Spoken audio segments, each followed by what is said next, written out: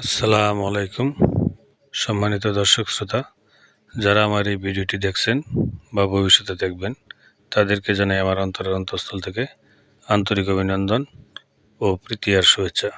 সম্মানিত দর্শক শ্রোতা, আজকে যে বিষয়টি নিয়ে আলোচনা করব তা হলো মানব ও মানুষের মধ্যে পার্থক্য এবং মানুষ কত প্রকার কী কী। মানব হলো মানুষের গুণাবলী বা প্রজাতিগত পরিচয়, আর মানুষ হলো সেই প্রজাতিভুক্ত নির্দিষ্ট কোনো ব্যক্তি বা গোষ্ঠী। হাত পা থাকলেই তাকে মানুষ বলে না।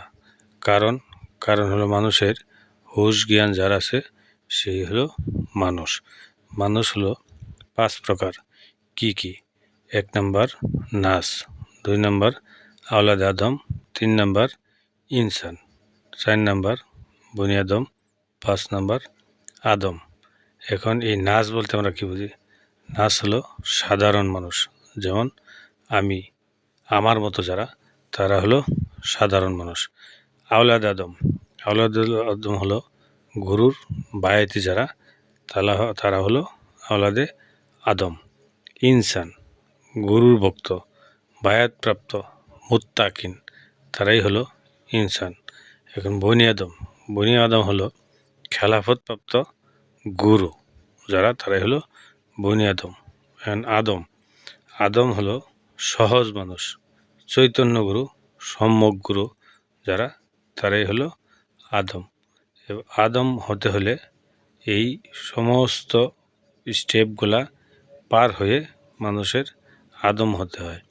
আদম ছিলেন ফেরেশতা, অতএব তার খান্নাসরূপী যে শয়তান আছে ভিতরে, তা ফেলে দিয়ে নিজেকে সহজ সরল এবং ভাবে চলতে হবে। সহজ সরল মন থাকতে হবে, সহজ সরল মানুষ হতে হবে, চৈতন্য গুরু হতে হবে, সম্যক গুরু হতে হবে। তাহলেই সে আদমের ন্যায় পরিণত হবে। সম্মানিত দর্শক শ্রোতা, আমার এই আলোচনাটি আপনাদের কাছে ভালো লাগলে একটা লাইক দেবেন, একটা কমেন্ট দেবেন এবং একটা শেয়ার দেবেন। এবং আমার এই আলোচনার মধ্যে কোনো ভুল ত্রুটি থাকলে নিজেকে ক্ষমার দৃষ্টিতে দেখবেন এবং নিচে কমেন্টের মাধ্যমে জানাবেন। ধন্যবাদ সবাইকে।